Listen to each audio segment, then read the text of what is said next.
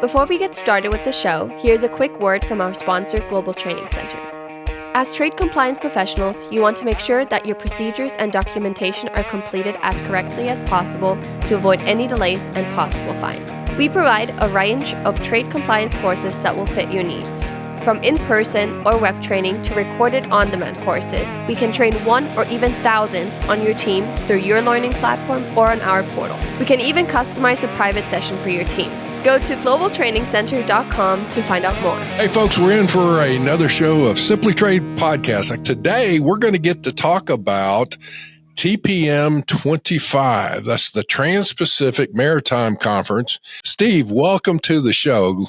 Long time no see, my friend. Oh, Andy, so great to be with you, and really have admired your work now for a couple of years. Can't believe that we met at a TPM, with your cowboy hat and all. And I see this two guys filming, and I'm thinking to myself, this is impressive. Not many of us contribute like this. But anyway, thank you so much for having me on today. Oh, you bet. Lalo, for folks, by the way, he is at a conference, actually, as we speak. He's at the ICPA conference in Florida. So he's not able to be with us in the studio today. But with that, I wanted to really talk with Steve on getting an update on TPM 25. There's obviously so much activity with the new administration coming in. Plus, there's still a lot of factors in the supply chain world and whatnot. So, Steve, let me ask you, were there some really, I guess it's not going to be your standard agenda and topics, if you will, on any conference speaker that's in supply chain or compliance or import, export, trade in today's world. How was it as far as what you saw out there?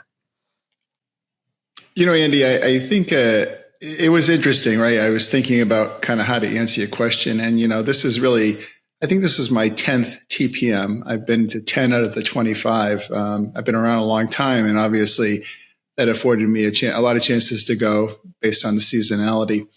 And I have to say that this year, for me, right, I'll give you my own personal take on it. It was definitely, I know that a lot of people had kind of that FOMO, fear of missing out. And I know, yourself and Lalo would have loved to have been there. And I know there's some other pressing things that you had. And I don't want to rub it in and say, wow, you guys really missed out. But I'll say this, you guys really missed out. I'm sure we did, because I was like, it was killing me going, man, I had a schedule conflict. And I'm like, oh, man, I would have loved to have gotten out there to interview some people after some of those sessions and whatnot. But keep going, because you got me intrigued now. Well, I think the reason why it was very different, even for me, right? 42-year veteran of the ocean industry, know my way in and out of it like a paper bag. And I thought it was really intriguing. And I think maybe one of the reasons why it was super intriguing this year is it didn't seem like it was a battle between the beneficial cargo owner, the importer exporter, and the so-called carrier, right? The ocean vendor. It seemed this year the theme was the political instability, the political uncertainty, and that very issue that you raised at the top of the show, obviously tariffs and compliance and the extra costs, and really the fear factor of a lot of unique potential revenue bogeys for importers and exporters that are not necessarily the carrier's fault, right? So it's interesting that I think the banding together, or brotherhood or sisterhood, the cohesion was very tight this year, because it was not like he said, she said, or we're against you. It was like, oh my God, right? How do we now jump into this new world of political instability and uncertainty? And I think the overall theme at TPM was, or actually a lot of these things happened a day or two before we all arrived in California. Some of the new tariffs were introduced.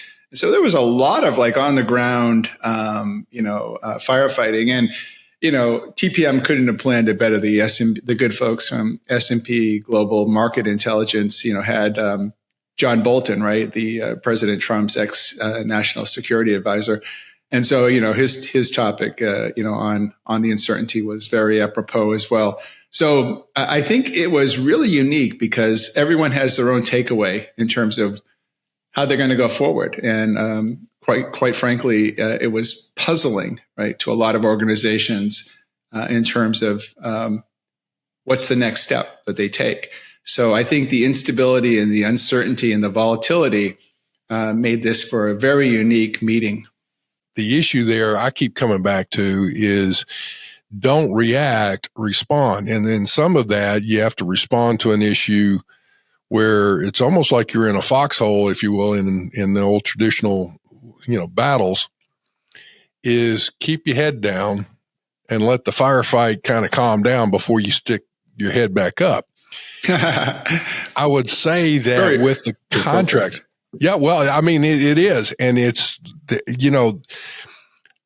everybody, you go with what you know. That's the one thing. Everybody's going, well, what do we do? And you start pulling back and going, not making a decision is actually a decision.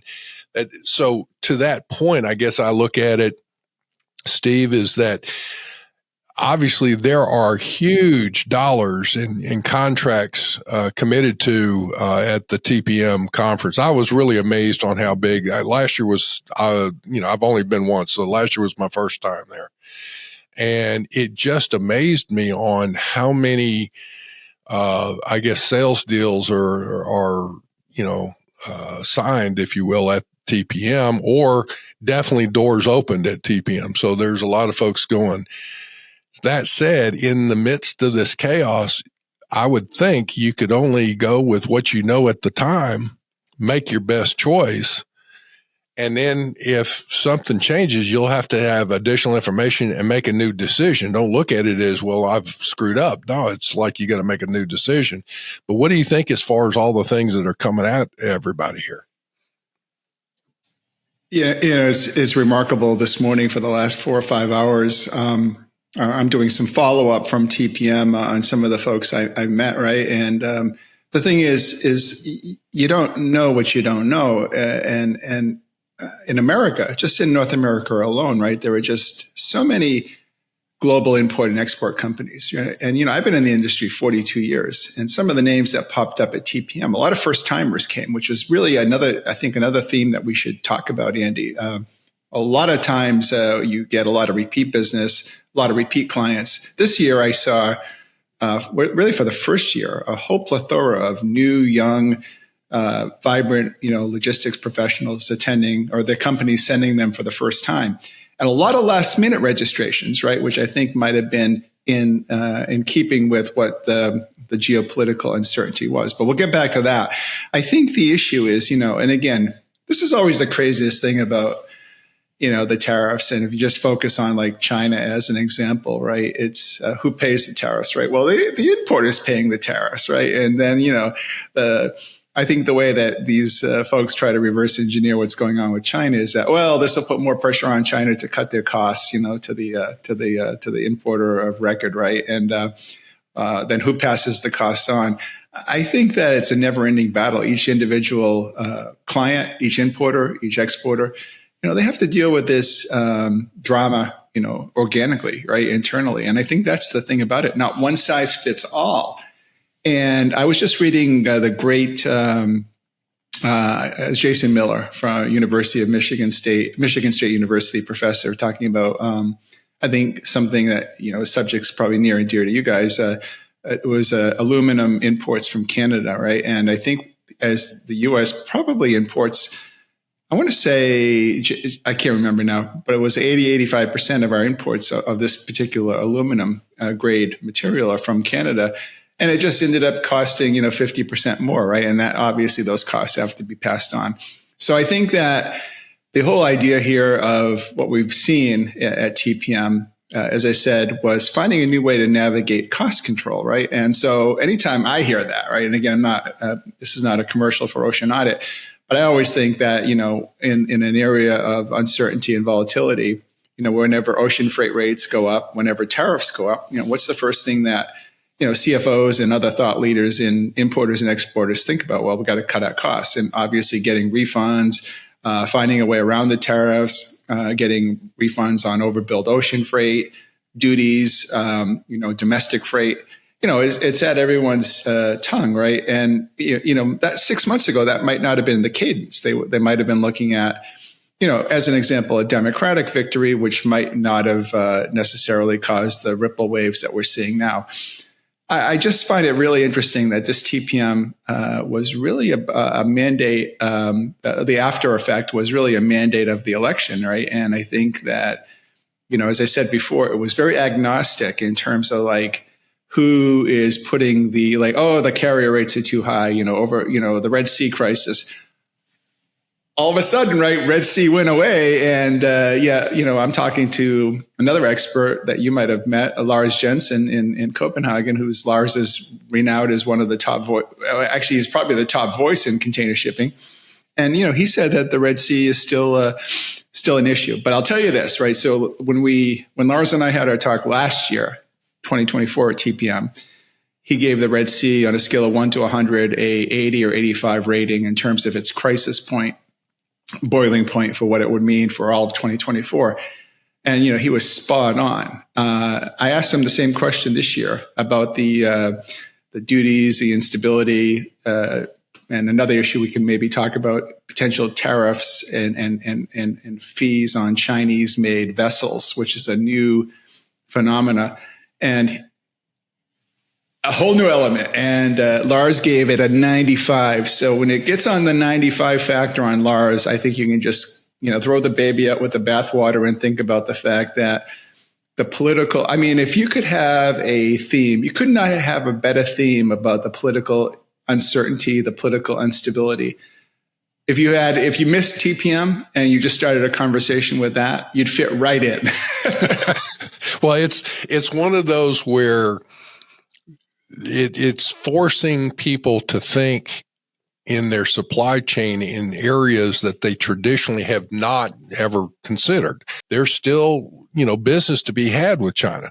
But now the issue is, not only do we have the ocean freight to the West Coast, but now you got the Panama Canal that's coming into play and has been an issue. It was a really bad issue last year because of the drought, and the frequency of vessels going through there was a problem. Well, now, I don't know if there has been an issue with China owning both the ports at both ends of the Panama Canal. I think there's been some issues with that may be changing. I don't know, but all these are just variable factors that are just overwhelming, aren't they? Well, yeah, they are. And again, going on the Panama Canal issue for a second, right? This administration, and again, I'll take an agnostic political view here, but I think that what happens is, when you have somebody that would jump in and, say, well, we should go from 50% to 75%. I think the president is there's a lot of decisions that, some of us might say are flying by the seat of the pants. And some of them could be threats and, idle threats. Obviously, he wants to, President Trump wants to take the canal back, right? So, who's to say that there could be something coming down the pike? And again, I'm not saying that I know anything or I've seen anything, but, we can always say, hey, there's a new Panama Canal, tariff coming into effect. It's, hopefully nothing like that ever happens. But going back to what you said for a second, I think that one of the things we saw pre-TPM, I believe it was a study that Mattel Toys had shared in general with the marketplace. Mattel's always been a big production, obviously, in China. And, they've tried so hard over the years, right, since 2018 or the original Trump tariffs to wean away from there and, move more of the production away from China. Yeah, I think still to this day, the point of the story is still 25, 35% of the production is coming from there. And again, that's a far cry from, the 85% that might have been before.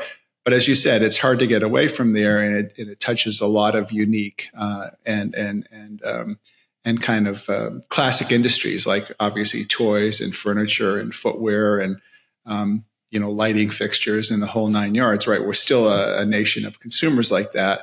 Just look at the top 100 products sold on Amazon. Right? I would say 99 of them are made or have been made in the past in China. So it's hard to get away from our appetite on that. But it just seemed that the thirst for knowledge at this TPM was more in the reins of the guys that had some of the tariff and the political workarounds, the guys like myself that had cost control initiatives and cost control efforts that could help potentially partially offset some of the trouble, added cost expenses that are coming down to the pike. And it seemed like there was less emphasis, and this is really weird, right, on the traditional service providers that would carry the goods, right, from China to New York or China to LA, the ocean carriers, right? It seemed like they kind of got a little bit of a hall pass. If that makes sense. So in the short term, as we're looking at, TPM is a phenomenal conference where you can learn so much on it. So folks, I'm going to tell you right now, it's a conference worth looking at and following, and especially Steve in this. But I guess in that is trying, like you said, the last minute, the first timers. That's a good thing that people are reaching out to go and actually attend these things. Let's see, TPM ended almost a week ago. And so I've been back. I stayed to the last minute and was there when it first started. I've never seen anything like it. I'm 64 years old now, and I'm running with the 20 and 30 something year olds 24 hours a day, and never put so many mileage on my shoes. Never ever had, the Achilles tendon just inflamed like that because of all the walking around, right? Never seen that. Of course, that's a function of age. But it was an incredibly, all that put aside, like a good athlete, I'm going to work through my injuries. But I think that so many unique themes and developments that we've never, ever seen in the course of containerized shipping, which I think is probably if you ask me in the elevator, on the ride up, the elevator pitch, what was the one difference you saw this year in all of it, all the other TPM? I just think the instability, the uncertainty, and the fact that now we're all in it together, right? This is another cool thing, I think, for broadcasters like Lalo and yourself and myself that do it part-time, but have a full-time business too, in my ocean audit. This is a fire starter, right? This is forget the fire festival, right? Which is, a fraud. This is a true bona fide convo starter for trade and logistics professionals like you and I. There's no question we're going to be able to come through this. It's a storm right now. I get it. And we'll figure it out because, as you just said, we're all in this together. Yeah, there's going to be people hollering and screaming about it. But on the same token, to me, I'm like, okay, what can you do about it? And some of it is you're going to have to earn your bucks as a leader and executive of your company and go from there. It's really interesting. Something you said, I just thought about, I think I wouldn't say that people at TPM or any executive for that matter, well, I was going to say they don't necessarily emulate what government's doing and start to find a solution, because obviously they do. In this case, it's the tariffs, it's the duties, right? It's a government thing, right? So there's a reaction to it. I think that it bodes well for, resetting, right? And I think that's what a lot of these companies are going through. And actually, that's a great word. I think the reset button, Staples used to have that button, easy. Remember that button, easy? I think if you had the word reset, right, on every SVP, supply chain, or logistics, or CFO desk, they would be reaching for the reset button because, it's challenging. And, think about too, the other thing too, that I hadn't thought about until we had our talk today. All the folks that left TPM, right? There's 4,000 folks flying back to their offices. I would bet, right, that 60% of them, one of the first things is the controller or CFO wants to meet with them. Hey, what'd you find out? What's going on? Yeah. And I mean, I hadn't even considered that, how intensively a lot of my friends, customers, colleagues will be debriefed right back in their regional or the headquarter cities, by their executive leadership to try to glean something. I had a call with a incredible guy, known this guy for a number of years in Europe, and his products are being impacted by potentially these China ship penalties, and came to be that maybe the China ship penalties, and that I'm talking about where if a Chinese ship is built or flagged, it'll cost the the importer or exporter a certain amount of surcharge per container. And the numbers that are being bandied about with this surcharge could be, in the $1,000 range, 1,000+ range. And so we were kind of joking is the wrong word, but a few of us professionals were thinking, even on day 2, where this was starting to linger out and to leak out a little bit at TPM about some of the potential challenges that clients would have with costs, we were thinking that no one knows what's going to hit them, right? I mean, we're hearing this and we're thinking, gosh, as a matter of fact, I'm looking at a couple of the business cards from TPM. I met Costa Paris, which is a friend of mine. He's one of the top maritime writers for the Wall Street Journal. And we were talking about, and he said, well, Steve, I heard the number's going to be X. And, I think a lot of importers, exporters are just going to be, flummoxed when they find out the quantums of how much extra they're going to be spending. And of course, what happens in that case is CFOs will always come back and they'll look at logistics and look at the supply chain guys and say, hey, you busted our budget, right? Why is that, right? And so it's an education thing.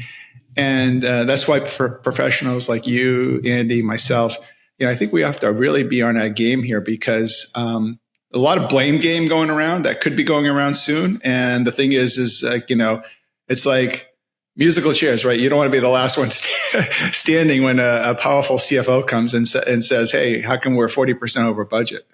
If you're looking for ways to save money, at least reach out to Steve and you can look through that and he can give you some guidance that way. I think it would be phenomenal. I did a study where, there's 500,000 of us so in the logistics industry with logistics and supply chain title in our name on LinkedIn, about 500,000 of us in the US.